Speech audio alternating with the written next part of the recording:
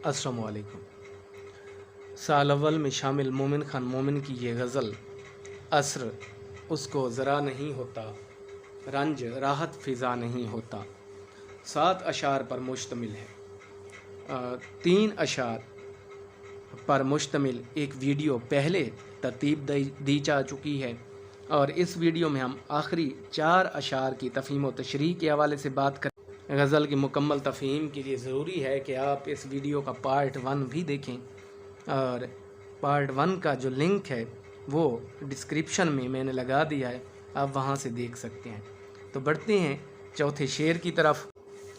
तुम मेरे पास होते हो गोया जब कोई दूसरा नहीं होता। पास, करीब, नज़दीक।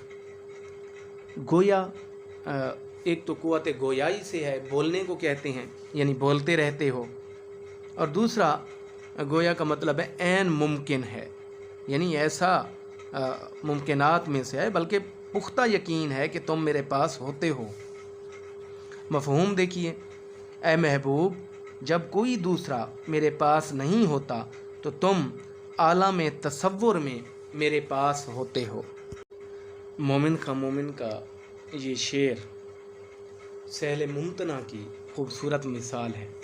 सहल मुमतना से मुराद ये होता है कि शेर देखने में और पढ़ने में इस कदर सादा हो कि पढ़ने वाला यूँ महसूस करे कि वो भी इस तरह का शेर कह सकता है, लेकिन जब कहने की कोशिश करे तो उसकी कोई कोशिश कारगर साबित ना हो। और इस शेर के मुताल्लिक एक रिवायत है कि इसे देखकर गालिब ने कहा था मोमिन को कि अगर इस शेर के बदले में मेरा तुम सारा दीवान ले लो या मेरे सारे दीवान के बदले में ये शेर मुझे दे दो तो मैं इस पर खुशी महसूस करूँगा। हकीकत में इसका मतलब ये है कि ये शेर इस कदर अहमियत और वक़्त का हामिल है कि गालिब जैसा अजीम शायर भी इस पर दाद दिए बग़ैर न रह सका। अब शेर की तशरीह की तरफ बढ़ते हैं। तो एक आशिक की ये ख्वाहिश होती है कि उसका महबूब हमदम हर वक्त उसके सामने मौजूद रहे। वो ना सिर्फ़ महबूब की सोहबत से लुत्फ़अंदोज़ हो बल्कि उसके दीदार से भी फैज़याब होता रहे और उससे हम कलाम भी हो और उससे गुफ्तगू भी करे। लेकिन ज़ाहिर सी बात है कि ऐसा मुमकिन नहीं है कि जो महबूब है वो हर वक्त आशिक के सामने रहे।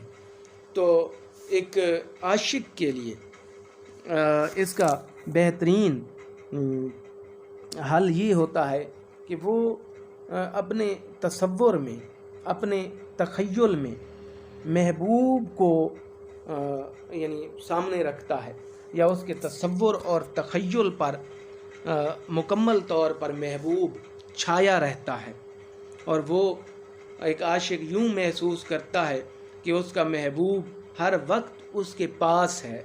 अब यानी कि जुदाई के जो लम्हात थे वो ख़त्म हो गई हैं और अब हर वक्त उसका महबूब उसके साथ है और ना सिर्फ साथ है बल्कि वो अपने महबूब से हम कलाम भी हो सकता है, उससे गुफ्तगू भी कर सकता है। फैज़ साहब इसी बात को फैज़ साहब ने इस अंदाज से बयान किया है कि कब याद में तेरा साथ नहीं, कब हाथ में तेरा हाथ नहीं, सद शुक्र के अपनी रातों में अब हिज्र की कोई रात नहीं। यानी महबूब आशिक के तसव्वुर और तख़य्युल पर इस तरह छा जाता है कि फिर आशिक को वो जो हिज्र या फ़िराक़ की कैफ़ियत होती है वो वस्ल की कैफ़ियत की शक्ल इख्तियार करती हुई दिखाई देती है। एक और शायर ने बड़े खूबसूरत अंदाज में इसी कैफ़ियत को बयान किया है कि ख़यालों में ही अक्सर बैठे बैठे बसा लेता हूँ एक दुनिया सुहानी। यानी ये सुहानी दुनिया सिर्फ़ 2 किरदारों पर मुश्तमिल है। वो किरदार आशिक और महबूब के हैं, جس میں کوئی تیسرا دخل اندوز نہیں ہو سکتا۔ اور مومن کے اس شعر میں بھی یہی کیفیت بیان کی گئی ہے کہ محبوب جو ہے ہر وقت وہ آصف عاشق کے تصور اور تخیل میں موجود ہے۔ تو جیسے میرے پاس ہے اور محو سخن ہے، محفل سی جما دیتی ہیں اکثر تیری یادیں۔ اب اس میں محبوب مجازی بھی ہو سکتا ہے اور حقیقی بھی ہو سکتا ہے، یعنی اگر حقیقی کی طرف دیکھا جائے تو اللہ تعالیٰ خود کہتا ہے، حدیث قدسی کا مفہوم ہے کہ میں اس کائنات میں کہیں نہیں سما سکتا، اگر سما سکتا ہوں تو مومن کے دل میں سما سکتا ہوں۔ تو ظاہری سی بات ہے کہ دل کے آئینے میں ہے تصویر یار، جب ذرا گردن جھکائی دیکھ لیا۔ تو دونوں محبوب، وہ چاہے مجازی ہو تو وہ بھی ہر وقت اس کا تخیل اور تصور کرتے رہنے سے وہ یوں محسوس ہوتا ہے کہ محبوب ہر وقت ساتھ ہے، وہ اس کی رفاقت میسر ہے۔ اور حقیقی بھی ویسے ہی کہ اللہ تعالیٰ تو انسان کی شاہ رگ سے بھی زیادہ قریب ہے۔ 5واں شعر ہے کہ حال دل یار کو لکھوں کیوں کر، ہاتھ دل سے جدا نہیں ہوتا۔ حال دل، دل کی کیفیت، دل کا احوال، کیوں کر، کیسے، جدا، الگ۔ مفہوم دیکھیے کہ میں اپنے محبوب کو دل کی کیفیت کس طرح لکھ کر بھیجوں، کیونکہ میرا ہاتھ ہر وقت میرے دل کو تھامے ہوئے ہے۔ اس شعر میں مومن نے اپنے دل کی اضطراری کیفیت اور محبوب تک اپنا پیغام تحریری صورت میں پہنچانے میں جو معذوری یا جو مشکل یا دقت درپیش ہے اس کا اظہار کیا ہے۔ ایک ظاہری سی بات ہے کہ عاشق کی یہ خواہش ہوتی ہے کہ عشق میں اسے جن صدمات کا سامنا کرنا پڑا ہے یا جو محبوب کی طرف سے اس پر مظالم ڈھائے گئی ہیں، وہ محبوب کے سامنے زبانی کلامی بیان کرے تاکہ محبوب کو اس کی کیفیت کا اندازہ ہو، اور ممکنات میں سے ہے کہ محبوب اس پر وہ مہربان ہو جائے، اس پر مظالم ڈھانا بند کر دے، عاشق کے حال پر اسے رحم آ جائے۔ لیکن ظاہری سی بات ہے کہ یہ دو بدو یا مکالمے کی صورت میں یا ملاقات کی صورت میں ممکن نہیں ہوتا کہ محبوب کسی صورت بھی وہ عاشق کو نہ تو اپنا دیدار بخشتا ہے اور نہ ہی اس سے ملنا گوارا کرتا ہے۔ اس کے بعد جو دوسرا ذریعہ ہوتا ہے محبوب تک اپنی بات پہنچانے کا، وہ تحریر ہے، خط ہے۔ تو اب مومن یہ کہنا چاہتے ہیں کہ میرا یہ دل چاہتا ہے کہ مجھ پر جو بیت رہی ہے، عشق ہونے کے بعد میری جو کیفیت ہے، میں اس کو اپنے محبوب تک تحریری صورت میں پہنچاؤں، لیکن عشق کے صدمات سہتے سہتے میرا دل اس قدر کمزور ہو گیا ہے کہ اب مجھے دل کو دلاسا دینے کے لیے اپنے ہاتھ سے دل کو تھامنا پڑتا ہے۔ ظاہری سی بات ہے کہ میرا ہاتھ میرے دل کو تھامنے میں مصروف ہے، اس لیے میں تحریری طور پر بھی اپنا احوال محبوب تک نہیں پہنچا سکتا۔ اچھا، اب ہم نے پہلے بھی بات کی ہے کہ عشق مصائب کا، آلام کا سفر ہے، یہ یعنی آگ کا دریا ہے جس میں سے ڈوب کر جانا پڑتا ہے، یا یہ وہ آتش ہے، غالب نے بھی اسے ایک آگ قرار دیا ہے۔ یہ ملامت اور بلاؤں کا سفر ہے۔ تو ایک عاشق مسلسل یعنی محبوب کی طرف سے، دنیا والوں کی طرف سے مظالم اور طعن و تشنیع سہتے سہتے اس کا دل کمزور پڑ جاتا ہے، مسلسل صدمات کی زد میں رہنے کی وجہ سے دل میں وہ قوت اور طاقت نہیں رہتی۔ تو ایسی صورتحال میں دل کو طاقت یا تقویت پہنچانے کے لیے، اس کو مضبوط کرنے کے لیے بعض اوقات انسان نہ چاہتے ہوئے بھی وہ ہمیشہ دل پر ہی انسان کا ہاتھ رہتا ہے۔ اب اسی مضمون کو مختلف انداز میں مختلف شعراء نے باندھا ہے کہ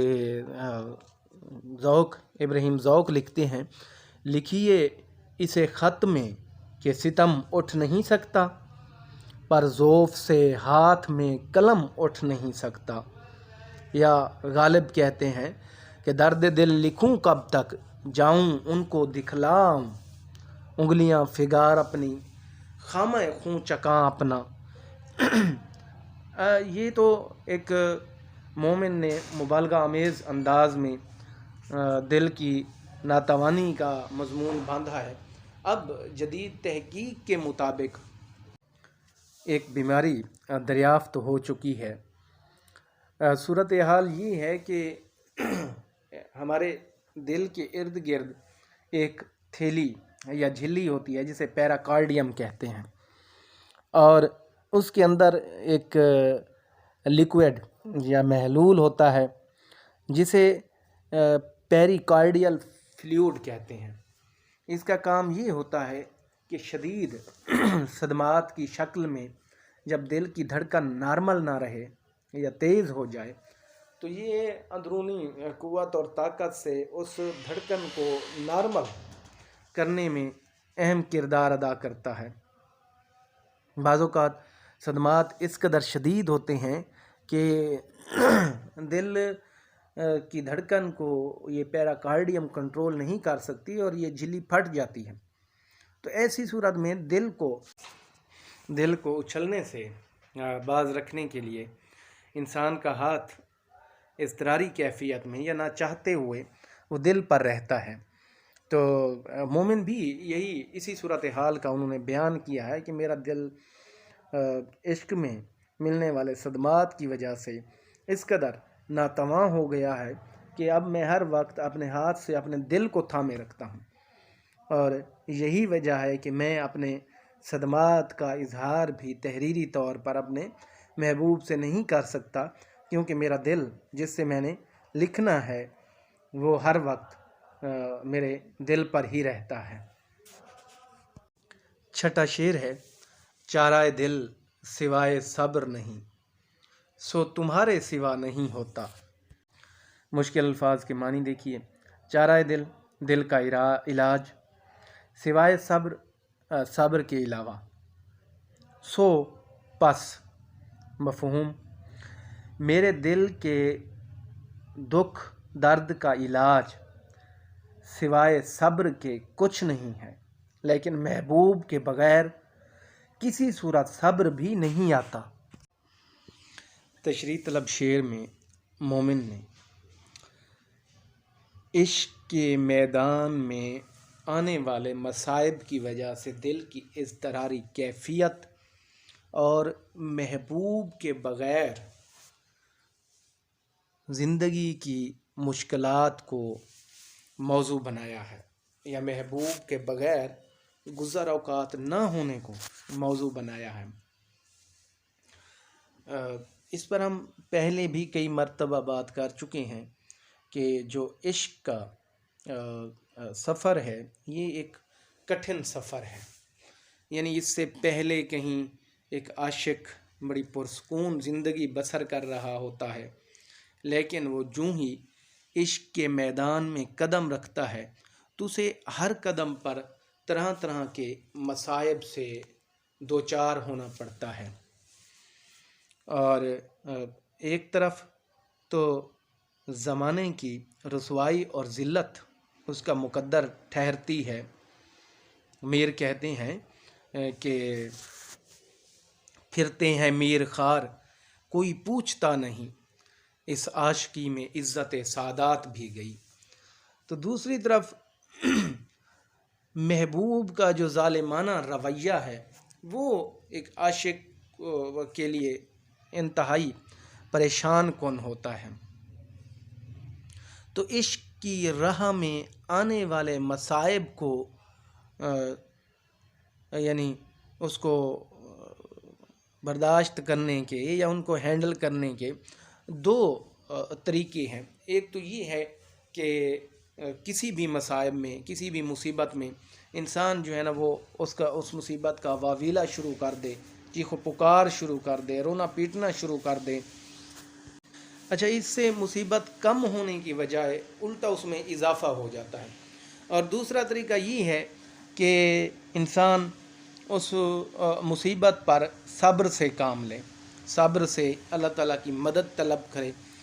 تو عاشق کو بھی اس اضطراری کیفیت میں اپنے احباب کی طرف سے صبر کی تلقین کی جاتی ہے کہ آہستہ آہستہ تمہارا صبر ضرور رنگ لائے گا اور محبوب تمہاری طرف ملتفت ضرور ہوگا، کہ وہ میرے ہو تو جائیں گے مگر آہستہ آہستہ، کہ ہوتا ہے محبت کا اثر آہستہ آہستہ۔ تو عاشق اپنے احباب کے اس مشورے پر عمل پیرا ہوتے ہوئے وہ چیخ و پکار سے اور رونے دھونے سے باز آ جاتا ہے۔ وہ محبوب کی طرف سے ملنے والے مظالم کو صبر کے ساتھ برداشت کرتا ہے، اس امید پر کہ ایک دن ایسا ضرور آئے گا کہ اس کا محبوب اس پر مہربان ہو جائے گا، یہ محبوب کی طرف سے ملنے والے مظالم، دکھ اور مصائب یہ خود بخود ختم ہو جائیں گے یا کم ہو جائیں گے، تو وہ محبوب کے وصل کا زمانہ ضرور دیکھے گا۔ لیکن ایسا نہیں ہوتا۔ محبوب پر عاشق کے کسی رویے کا، یعنی چاہے وہ چیخ و پکار کر رہا تھا یا اب وہ اس نے صبر کو اپناتے ہوئے خاموشی اختیار کر لی، دونوں طرز عمل کا محبوب پر کوئی اثر نہیں ہوتا اور وہ اپنے اس روش پر قائم رہتا ہے۔ تو پھر عاشق ظاہری سی بات ہے کہ ایک مجبور ہوتا ہے اور وہ یوں سمجھ لیں کہ ایک بغیر پانی کے مچھلی کی طرح محبوب کے ہجر میں تڑپتا ہے، تو وہ صبر کا دامن بھی چھوڑ دیتا ہے، یعنی ان معاملات میں صبر بھی جواب دے جاتا ہے اور صبر بھی ایک عاشق کو تھامنے میں یا تسکین پہنچانے میں ناکام ٹھہرتا ہے۔ کسی شاعر نے کیا خوب کہا ہے کہ صبر تھا ایک مونے سے ہجراں، سو وہ مدت سے اب نہیں آتا۔ غالب کہتے ہیں کہ عاشقی صبر طلب اور تمنا بے تاب، دل کا کیا رنگ کروں خونے جگر ہونے تک۔ ایک اور شاعر نے بڑا خوبصورت انداز میں یہ بات کی ہے کہ جان کو صبر ہے نہ دل کو ہے تاب، تو نہیں ہے تو زندگی ہے خراب۔ یعنی ایک عاشق کے دل کو صبر ایک ہی صورت میں آ سکتا ہے اور وہ محبوب کے وصل کی صورت ہے۔ کسی بھی دوسری صورت میں کوئی بھی چیز ایک عاشق کے دل کو تسکین پہنچانے کے لیے کارگر ثابت نہیں ہوتی۔ مومن بھی یہی کہتے ہیں کہ دل کا جو چارہ ہے وہ صبر کے علاوہ کچھ نہیں ہے، یعنی مجبوراً صبر ہی کرنا پڑتا ہے، اور وہ صبر بھی اے محبوب تیرے وصل کے بغیر کسی صورت میسر نہیں آتا۔ مگتا ہے کیوں سنے عرض مضطرب مومن، صنم آخر خدا نہیں ہوتا۔ مشکل الفاظ کے معنی: عرض گزارش، مضطرب بے قرار بے چین، صنم بت مراد محبوب ہے۔ مفہوم دیکھیے: اے مومن، محبوب کسی بے چین کی فریاد پر کیوں کان دھرے، کیونکہ وہ خدا تو نہیں ہے۔ مومن نے اس مقطع میں خود کلامی کی ہے، اور دوسرا محبوب کی بے حسی کا اور محبوب کی سنگ دلی اور عدم توجہی کا مضمون باندھا ہے۔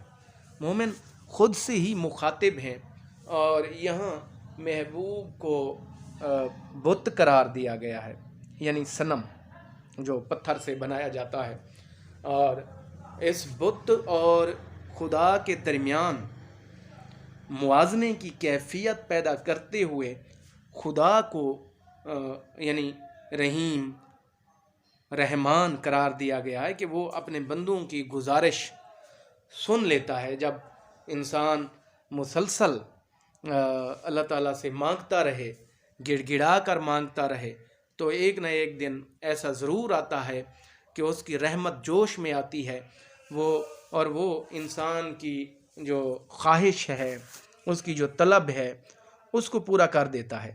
یعنی اللہ تعالیٰ انسان کے جذبات کا، احساسات کا وہ مان رکھ لیتا ہے۔ اور دوسری طرف ایک پتھر کا بت، ظاہری سی بات ہے کہ جو پتھر سے بنایا گیا ہے اس میں کسی کے جذبات اور احساسات کو سمجھنے کی طاقت اور قوت نہیں ہوتی۔ وہ نہ تو بول سکتا ہے اور نہ ہی اب وہ خود جذبات و احساسات رکھتا ہے اور نہ ہی کسی دوسرے کے سنتا ہے۔ تو یہی خاصیتیں ہم دیکھتے ہیں کہ محبوب کی شخصیت کا بھی لازمہ ہے کہ وہ اس پر یعنی محبت کے جذبات اور احساسات کا کوئی اثر نہیں ہوتا۔ یوں محسوس ہوتا ہے کہ اس کا دل بھی پتھر کا ہے یا وہ خود پتھر کا بنا ہوا ہے۔ یعنی ایک عاشق عشق کے مصائب کے سامنے دم توڑ کر جب محبوب کے سامنے اس سے مہربانی کی، شفقت کی، محبت کی بھیک مانگتا ہے، گڑ گڑاتا ہے، تو اس کیفیت میں محبوب کا طرز عمل کسی بت کا سا ہوتا ہے۔ یعنی اس پر عاشق کے ان جذبات کا کوئی اثر نہیں ہوتا، اور وہ اپنی سنگ دلانہ روش پر ہمیشہ قائم رہتا ہے۔ اسی لیے کہیں محبوب کے لیے صنم کا استعارہ استعمال کیا جاتا ہے۔ یہاں مومن بھی یہی کہہ رہے ہیں، پھر وہ خود کو ہی سمجھا رہے ہیں کہ اے مومن، کہ ایک محبوب یا پتھر کا بت تمہاری گزارشات، تمہاری مجبوریاں، تمہارے جذبات، احساسات کیسے سمجھ سکتا ہے، کیونکہ وہ ہے ہی پتھر کا، اس میں پگھلاؤ کی کوئی کیفیت ہی نہیں ہے، لہٰذا اس کے سامنے گڑ گڑانے اور رونے کا کوئی فائدہ نہیں ہے، کیونکہ وہ بت ہے، وہ خدا تو نہیں ہے کہ تمہارے رونے اور گڑ گڑانے کی لاج رکھ لے اور تمہاری تمام وہ جو خواہشیں ہیں یا تمہاری جو طلب ہے اس کو پورا کر دے۔